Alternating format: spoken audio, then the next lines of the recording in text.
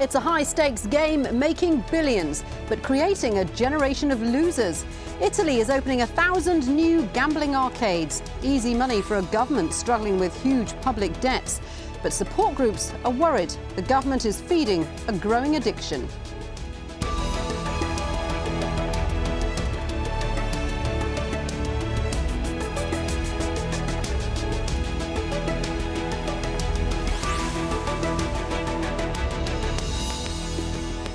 Hello, good to see you. I'm Shuli Ghosh. Welcome to Inside Story. Italians are some of the biggest gamblers in the world. Italy has just 1% of the planet's population, but accounts for nearly a quarter of the global gaming market. And the government is hoping that market will get even bigger with the opening of 1,000 new video poker saloons. But the number of pathologically addicted gamblers is also increasing, as Charlie Angela reports from Bologna. Some of these people have been dropping coins into these slot machines all night. This arcade near Bologna never closes, and their families probably don't even know they're here, betting against the odds. Italians came late to the gambling table, but in 10 years, they've become Europe's biggest losers. The equivalent of each adult losing $505 a year. For many, it has become an addiction. 23-year-old Alex Gasparetti hasn't touched a slot machine for 108 days. But he tells me his addiction to playing them nearly killed him. Era uno sfogo. Lo usavo come sfogo. Da lì poi It was a way out. I used it as a way out. Then I fell into a heavy depression and tried to commit suicide because in 6 months I lost $20,000. The state doesn't acknowledge gambling addicts like Alex, so there are no official figures. But charities estimate 800,000 Italians are pathological bettors. Matteo Iori helped Alex get his life back, but he says the government must face the problem they've helped create and start funding treatment. The responsibility lies with the government. It has reduced taxes on gaming, and it's short-sighted considering the social costs created by gambling addiction. During these times of austerity, lotteries, scratch cards and slot machines are proving a lucrative source of income for the government. There is a quite important revenue for the state, between 10 and 11 billion dollars, and you can understand that this is a revenue that the state cannot avoid to have it. Soon Italians will have 1,000 more opportunities to gamble when poker rooms open up in arcades like this. They were approved by the former Berlusconi government. They too will be filled with people dreaming of making a quick fortune, but often ignoring the small sign that warns them the bank almost always wins. Charlie Angela, Al Jazeera, Bologna.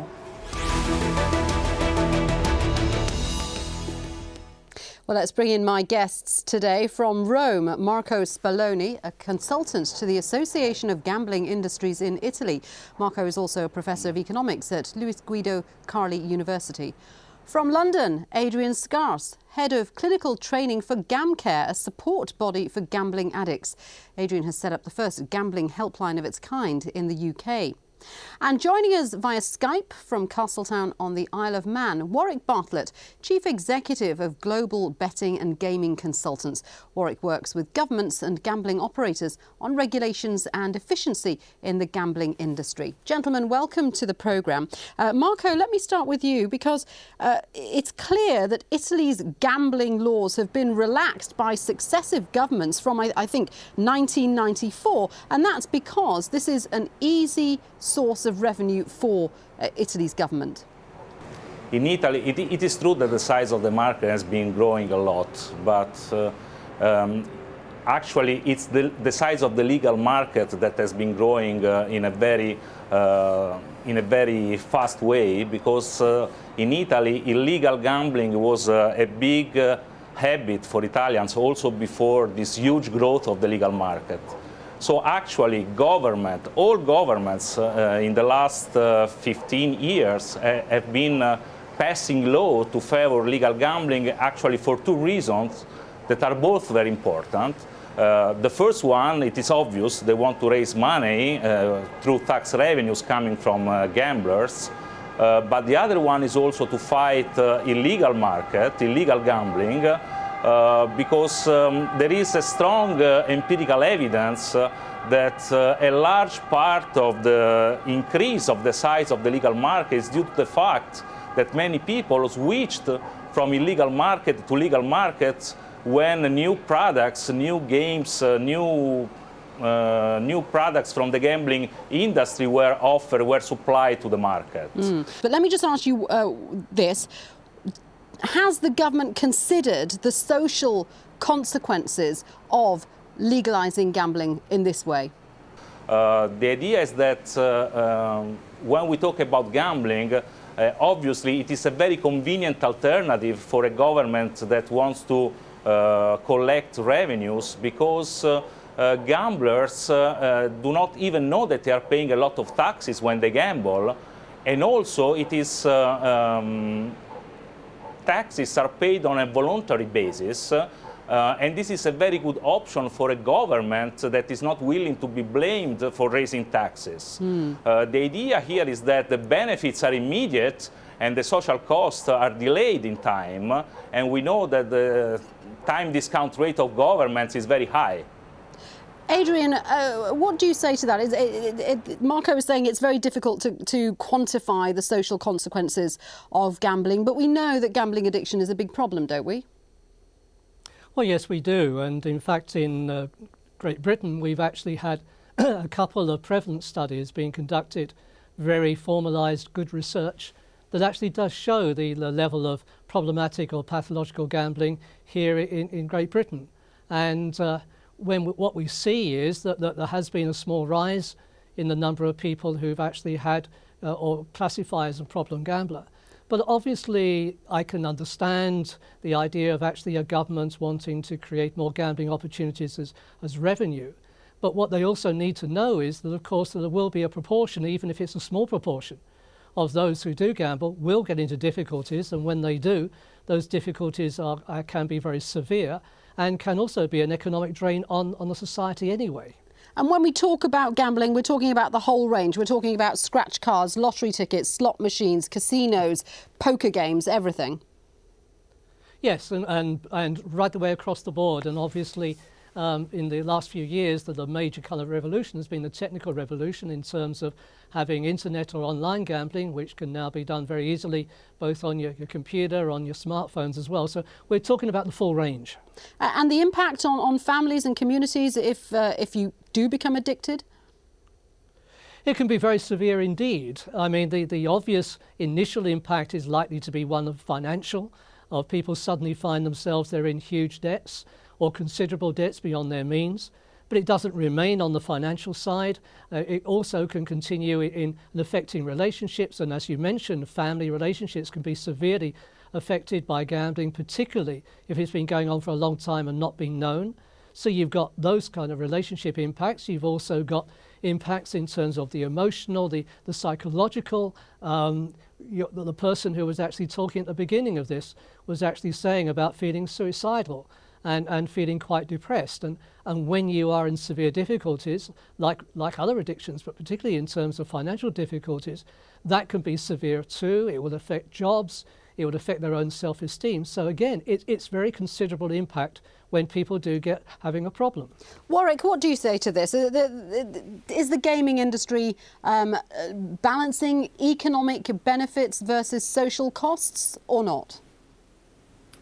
Well, yes, I think it is. It depends really on which country you're looking at in particular. But if you're looking in, say, for example, the United Kingdom, I agree with what Adrian has just said, and that is that various studies are undertaken to assess the prevalence of gambling, and in the UK it's 0.7%. It's slightly higher in Italy.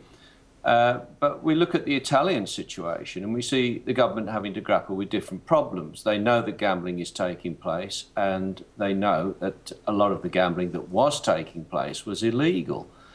And that's bad for government because you can't control it. You can't. Addictive gamblers are not going to come forward if they're gambling illegally, so there's no help for them. Whereas if you have a situation where gambling has been legalised, then people can come forward. Well, actually, can I just tell you that in Italy, in fact, gambling addiction, is not recognised as a bona fide illness that can be covered by the state healthcare system. So actually, legalised or non-legalised, it doesn't make a difference for the addicts in Italy. Well, the same applies to the United Kingdom. The National Health Service has only just recognised that addictive gambling is a problem. No money is put aside. So it's a problem whether it. the gambling is legitimate or not legitimate. No. You see that if gambling is legitimate, then we have Adrian with his wearing his GamCare hat, and the industry funds GamCare for the responsibility in gambling. And they fund it, and people can go there and they can seek help. But presumably Adrian also helps people who've got into illegal gambling. Don't you, Adrian? It is very rare, and to a certain extent, because what Warwick is actually saying is correct. There's a huge stigma attached to gambling, and what we've done in the UK over the years has been, as well as working with the gambling industry, we have actually raised the profile of gambling so that in fact people are less stigmatized and more likely to come for treatment. The other side, of course, of illegal gambling is, of course, you've got no kind of control over what you can get into. So even if you win, you may not actually get back what you're supposed to be getting back.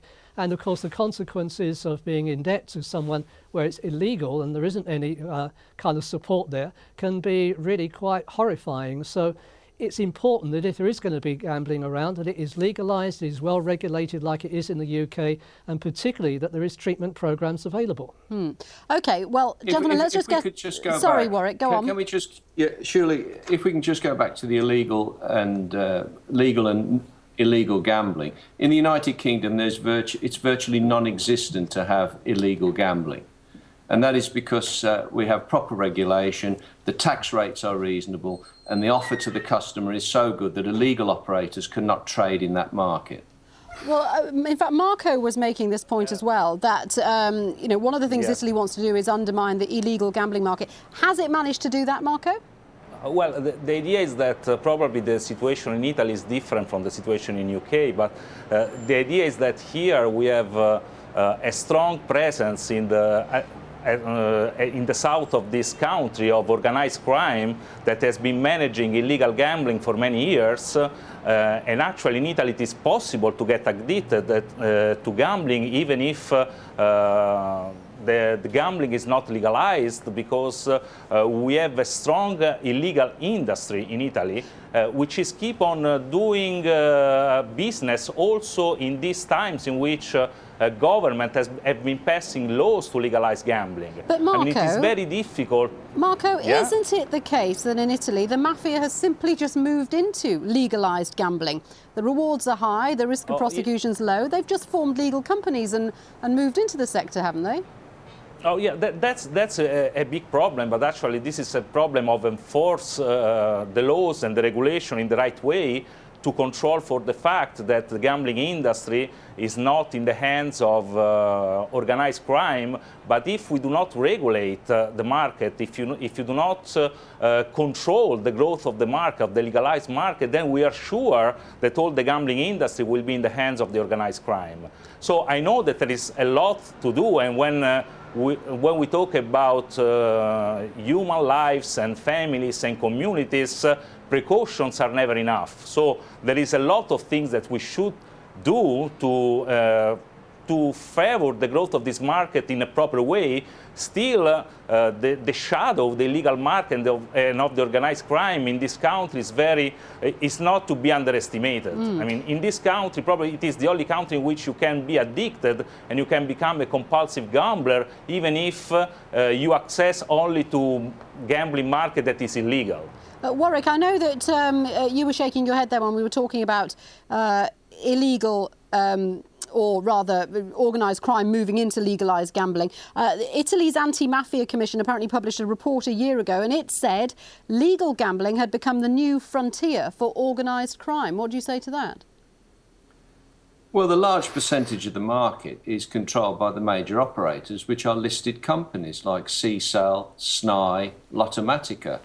So I don't know what proportion of the market they allege to have, but I would have thought it would have been very low. And, you know, if you are going to apply for a gambling license, then you have to undergo certain amounts of scrutiny. And it's up to the police to make sure that that scrutiny takes place. And if anybody applies for a licence that has connection with organised crime, then they shouldn't get one. Let's just take a quick look at how big Italy's gambling market is. Last year, the gaming industry enjoyed a turnover of some $24 billion.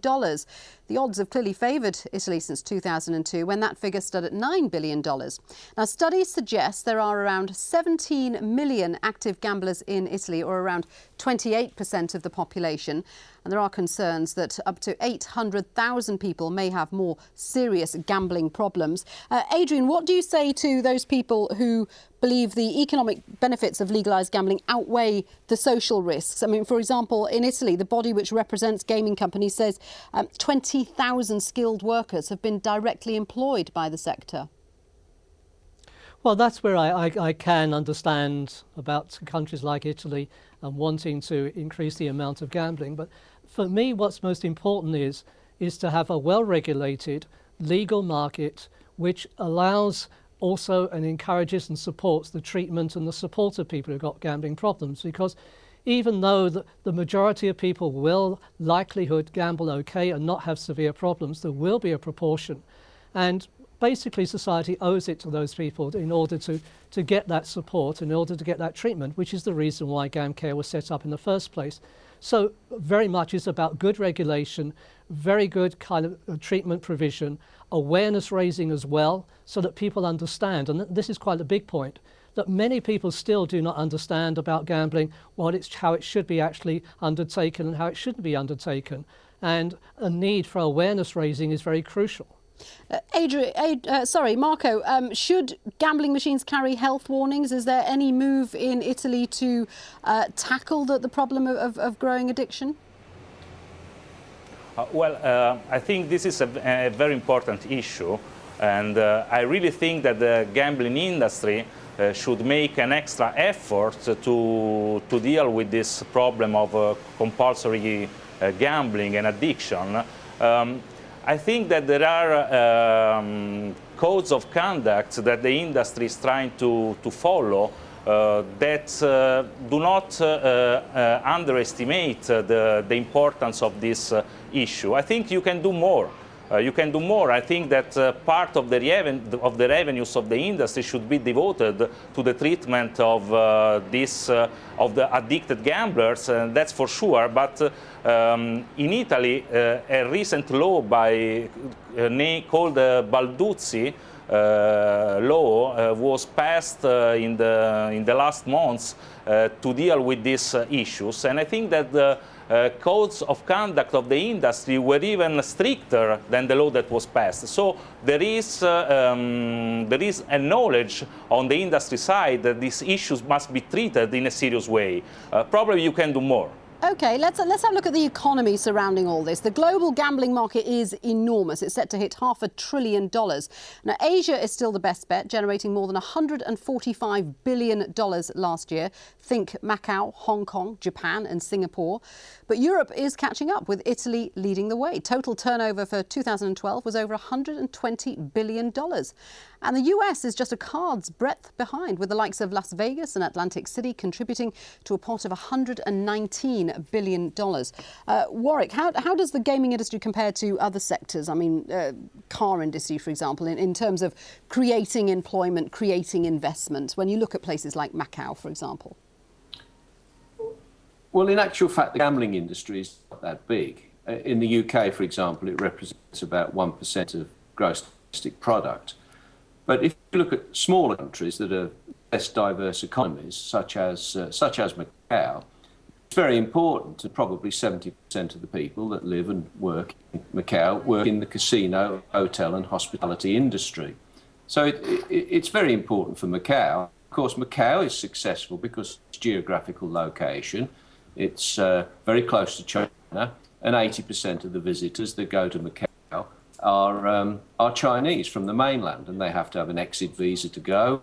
They're allowed 3 visas a year, and they come to Macau. They have an experience which they don't necessarily get back in China. Wonderful hotels, big swimming pools, lots of customer service, good restaurants. Well, and they gamble away. You're making me want to go there. You're making me want to go there, Warwick. But what do you say to people who say that, OK, casinos, etc., may create jobs, but they don't stimulate the larger economy? They don't make tangible things or offer broad-based prosperity. In fact, the whole industry is based on people wanting a miracle, wanting to get something for nothing. Well, no, it's not true, because if you look at, say, Singapore, which tourism in Singapore was in decline. It was declining at about 5% a year. And so they gave licenses to 2 casinos. One was operated by Las Vegas Sands, the other one by Genting. And they're massive casinos. One has a Universal Studio theme park, the other one has a huge conference centre. They've created thousands of jobs. And Singapore now is achieving growth in its tourism. So people are travelling to gamble, well, not only to gamble, but all the other things that are associated with a modern lifestyle casino. Let's just have a look at what people have been saying on Facebook about it. A lot of it's short and to the point. Nicholas Petty says, insanity. Eric Hacksteger says, good, tax it. Adeza Moma says, great idea, prey on individual greed to erase the debt caused by organisational greed. And Rachel Lindsay adds, oh, they'll regret that. Marco, do you think Italy will regret that, or do you think it will reap the benefits of more gambling in Italy? Well, it is very difficult to answer. I mean, I hope we are not going to regret it. The idea is that in times of economic crisis, tax revenues are very important also to sustain our social welfare. So money that comes from gamblers are used to provide public services that would be very difficult to provide in this time of crisis. Just out of interest, Marco, I mean, what was the public reaction when it was reported that these 1,000 new arcades were going to be opened? Oh, well, people were very upset about it, but they were upset, I think, because the procedure that was used to approve and pass this new regulation was actually not transparent, and it was doing in a very quick way with a sense of urgency that people did not understand. I think that if I want to think positive and I want to look at this new regulation from an economic point of view, I would say that this is a reaction to the fact that the economic crisis actually had a negative impact on tax revenues from gambling. There was a common wisdom until a few years ago that during economic crisis people were gambling more because they were hoping to become rich through gambling. We have a very strong empirical evidence on the fact that actually economic crisis had an impact, a negative impact on the gambling industry also. And for the first time after 6 or 7 years, tax revenues in 2012 have been decreasing. Quick word from Adrian. At the end of the day, the global gaming industry is forecast to grow by at least 3% by the end of 2015. Your thoughts on that? Well, I think that's inevitable. It is after all, a legal activity. It is something that governments have actually allowed, and as I say, in the UK, we've well regulated. My final point would be, I'd like to come back to what Warwick was just saying very quickly about Singapore, because GamCare was involved when Singapore did open up some of its gambling. And what Singapore did very well, and I think it's a very good model, was that as well as allowing more casinos and more tourists to come in and gamble, they also put into practice very, very good treatment, education and awareness programs. They even actually had an international committee of experts to advise the government on the best way to set up treatment and prevention and education programs, and they did both. And for me, as I said right at the very beginning of this program, it is about well regulation, it is about legal regulation, but it's also about good treatment as well. OK, gentlemen, thank you very much indeed for joining me today. Marco Spalloni, Adrian Scarse, and via Skype from the Isle of Man, Warwick Bartlett. And thank you for joining us on this edition of Inside Story. Do let us know what you're thinking. You can tweet me at Hackhound or email insidestory@aljazeera.net. But from me, for the moment, bye for now.